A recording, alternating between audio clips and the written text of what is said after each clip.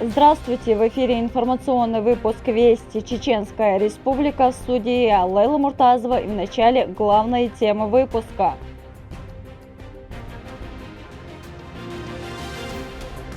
Безвозмездная помощь. تدريس خليت رمزانا أيماننا سونا ديش نادوق وقتو قتالش دينا تخديس ديش تدريس خليت. Благотворительная акция от регионального общественного фонда имени Героя России Ахмата Хаджи Кадырова продолжается.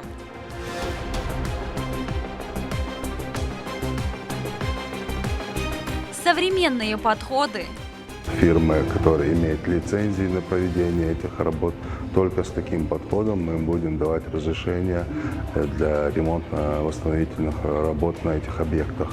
В рамках Года истории обсудили вопросы сохранения исторических памятников. К каким решениям пришли, расскажет наш корреспондент.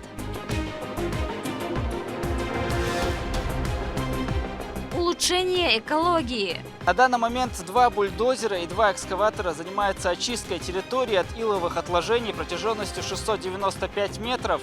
В Суженском районе провели мероприятие по расчистке водохранилищей.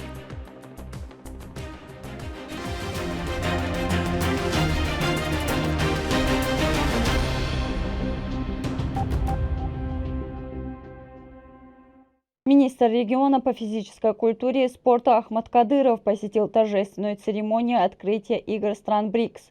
Они пройдут в республике в Татарстан в июне месяце. Как прошла встреча, расскажет Турпал Алитай Сомов. Сотрудничество в сфере развития спорта и проведение различного уровня мероприятий по направлениям здорового образа жизни. Эти вопросы министр Чеченской Республики по физической культуре и спорту Ахмат Кадыров обсудил в ходе встречи с главой Республики Татарстан Рустамом Миннихановым. Стороны обменялись искренними пожеланиями успеха, и во многих направлениях ими было достигнуто взаимопонимание. Хотелось бы сказать слова благодарности за прием и большое салам от Рамзана Матовича. Ему поклон обязательно. Тем временем в Казани прошла церемония, посвященная открытию 5-х спортивных игр стран БРИКС. Они проходят с 11 по 23 июня. Ахмат Кадыров принял участие в открытии вместе с первым заместителем министра спорта Чеченской Республики Умаром Даудовым. Со словами приветствия к огромной делегации из спортсменов и чиновников обратился руководитель Татарстана Рустам Минниханов. Игры БРИКС послужат укреплению сотрудничества между нашими странами и народами.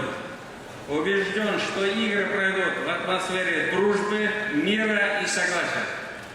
Дорогие друзья, Азербайджан, мы сделаем все необходимое, чтобы ваше пребывание в нашей стране было комфортным, интересным, чтобы вы по достоинству оценили наше радушие и у вас остались только положительные эмоции и самые добрые воспоминания. В рамках открытия с видеоприветствием всех гостей чествовал президент Российской Федерации Владимир Путин. Он отметил то, как сильно такие события объединяют людей из дружеских стран в плане развития не только спорта, но и экономики. Игры БРИКС принимают гостеприимные, самобытные Казань и Москва. Города, богатые своей историей, многонациональной культурой, традициями и одновременно современные, устремленные в будущее. Все это в полной мере отражает дух и характер самого БРИКС. Объединение суверенных стран, которые динамично развиваются, сохраняя свою самобытность. Вместе решают масштабные задачи, показывают пример подлинно партнерских и равноправных отношений, основанных на доверии, крепкой дружбе и уважении интересов друг друга.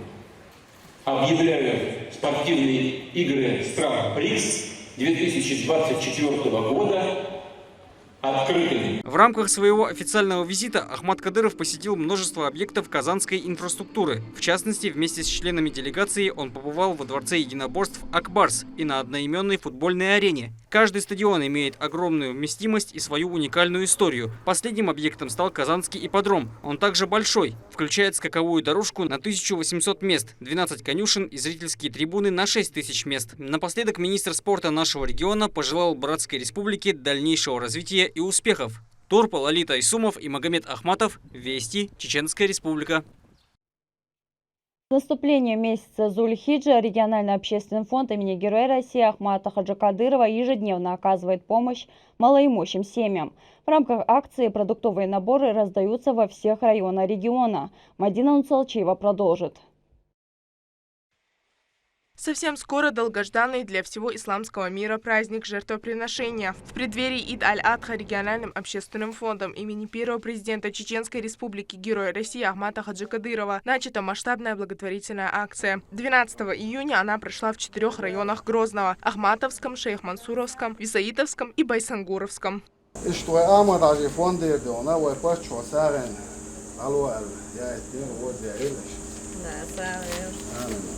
В рамках акции в республике раздаются продуктовые наборы. На один район приходится 2500 таких наборов. Одним из многочисленных получателей стал Гудермесский район.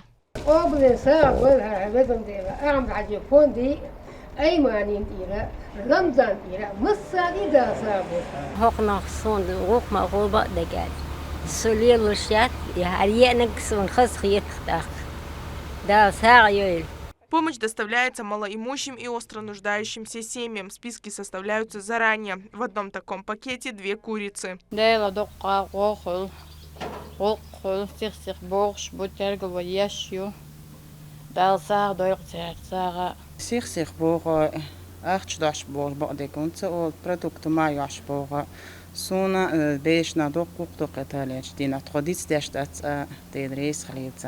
Большую помощь в проведении благотворительных акций оказывают волонтеры и работники местной администрации. В Шалинском районе добровольцы загружают машины продуктовые наборы. Оттуда их доставляют прямо до двери.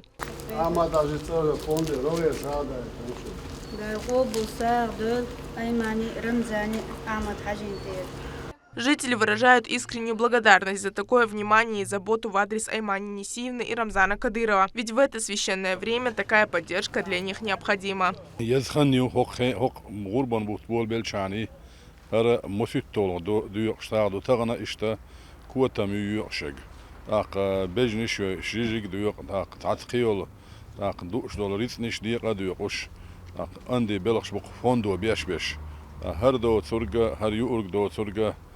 وديش ماجدكش وبلنيتي ويتشك بلنيتي وغيتش وهوسم يواتشن هوسم كوارتير يواتشن كوارتير لوش مساكية برا أحمد حاجي تسألوا يول فوند قوالش حاني ثون عنيتها دنيا نشو عقيدة قصاغن شخير دوتوش أندي دق قصاغن شو دوغشدش.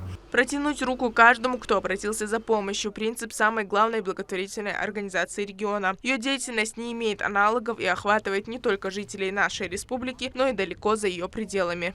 Эти дни являются милостью Всевышнего и настоящим даром для рабов. Это шанс приобрести вознаграждение, которое нельзя получить в любое другое время. Поэтому стоит максимально приложить усилия в своем поклонении. Мадина Нуцалчиева, Ислам Ибрагимов, Вести, Чеченская республика.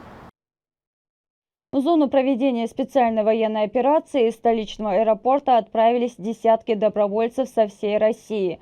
Они прошли 2-недельный курс боевой и медицинской подготовки в Российском университете спецназа имени Владимира Путина в Гудермесе.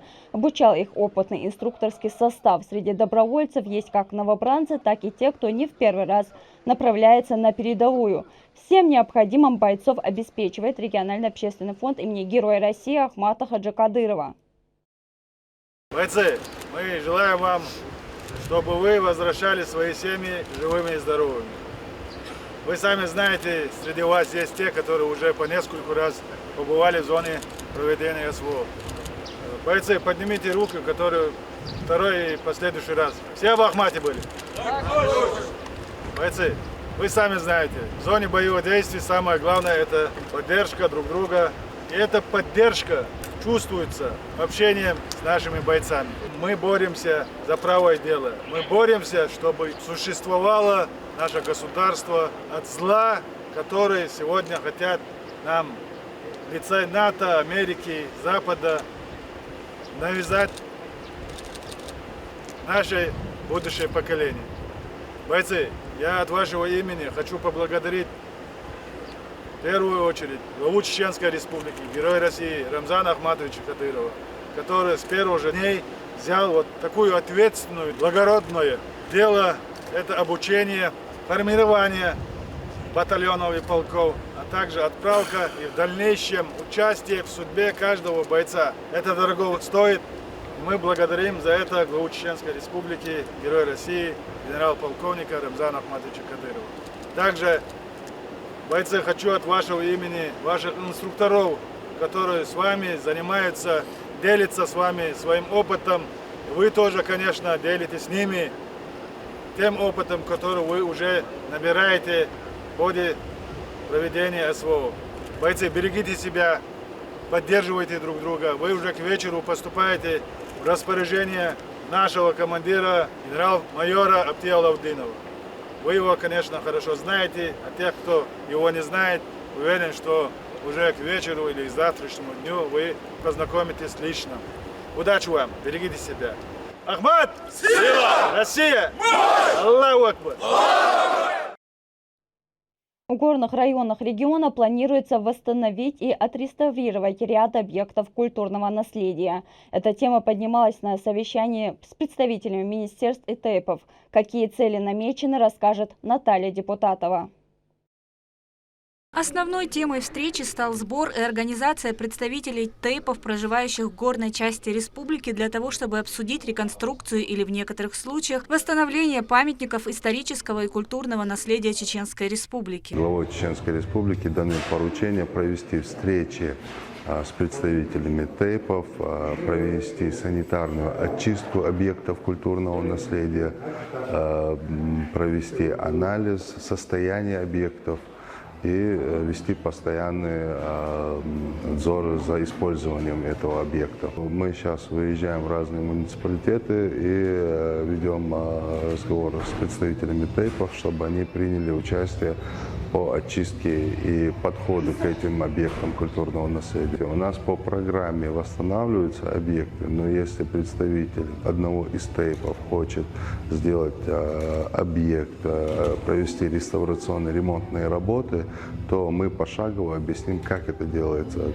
Это делается проектно-сметная документация, дальше уже контракт с фирмой, которая имеет лицензии на проведение этих работ.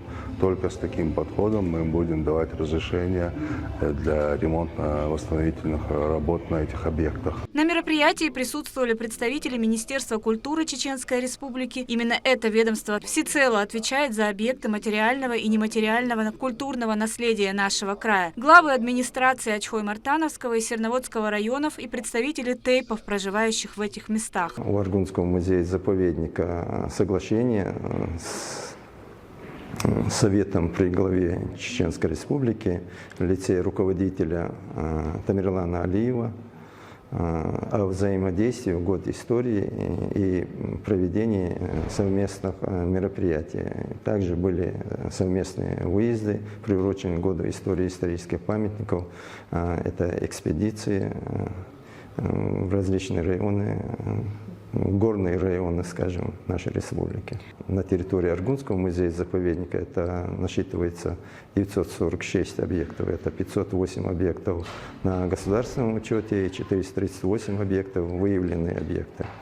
Но они не значат, что это количество определено раз и навсегда. Это количество может, состав объекта культурного наследия может меняться в зависимости от того, выявленные новые объекты или утраченные старые уже объекты. Представители ТЭПов, собравшихся на обсуждение волнующих тем, интересовали разные вопросы. Для многих из них эти объекты культурного наследия являются также неотъемлемой частью рода, и сохранение и восстановление их касается лично каждого. Всем желающим выпала возможность задать интересующий вопрос представителям Министерства культуры региона.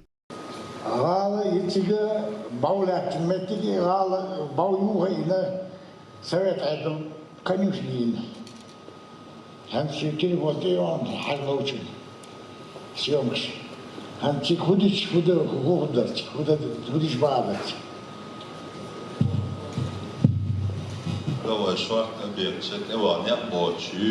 В нашем крае уже зарегистрировано 1640 памятников культурного и исторического наследия. И эта цифра, по словам Министерства культуры, будет еще расти. В горных районах археологи и ученые находят все новые и новые объекты, подлежащие реконструкции. Во всех муниципалитетах горной части Чеченской Республики будут проведены встречи с представителями разных тейпов, для того, чтобы точно определить объем работ, которые предстоит провести, для того, чтобы привести в надлежащее состояние все имеющиеся архитектурные и исторические памятники, родовые башни и склепы.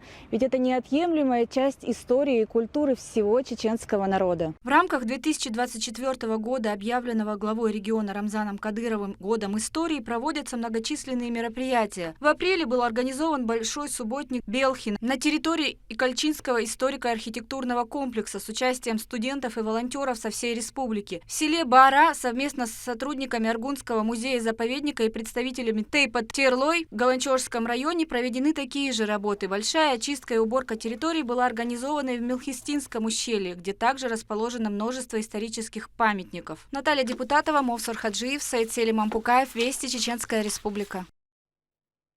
В Грозном прошла историко-патриотическая квест-игра среди студентов. В участие приняли 10 команд. Их ожидали самые разные испытания. Как справились молодые люди, расскажет Медина Мударова.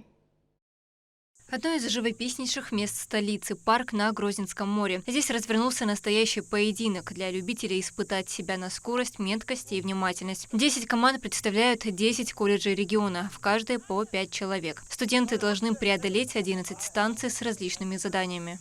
Здесь ребятам необходимо преодолеть препятствия за 3 минуты, не наступив на мины. При случае попадания на нее участникам дается возможность пройти поле заново, если на это остается время.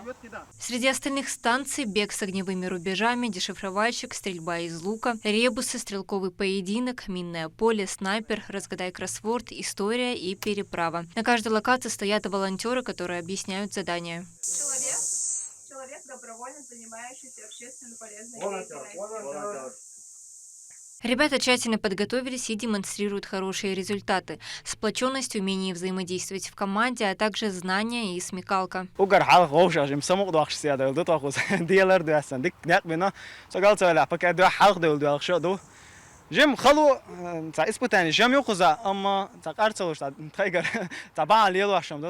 Среди участников немало тех, кто участвует в подобных состязаниях не впервые. Хочу сказать, что у нас сильная команда, перспективная команда.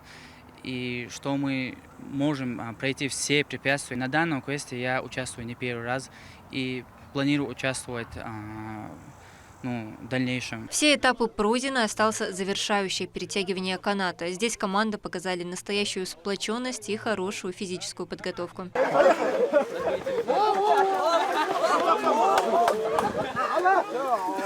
Организаторами выступили Чеченская региональная общественная организация обучающихся профессиональных образовательных организаций «Студенческий союз», Общероссийское общественное государственное движение детей и молодежи «Движение первых», Министерство региона по делам молодежи, Министерство по физической культуре и спорту, Министерство образования и науки республики, а также Чеченская республиканская организация Общероссийская общественная организация «Российский союз молодежи». На награждение прибыли официальные лица. Историко-патриотический квест игра.